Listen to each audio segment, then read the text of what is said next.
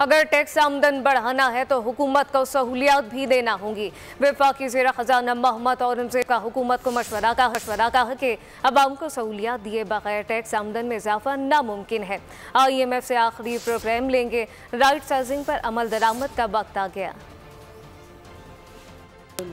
that we had over the last 2 weeks, IMF की जो discussion है उसको उन्होंने बहुत सराहा और उन्होंने कहा कि this was an important element in terms of the discussions as we go forward, because this is an agreement that we support.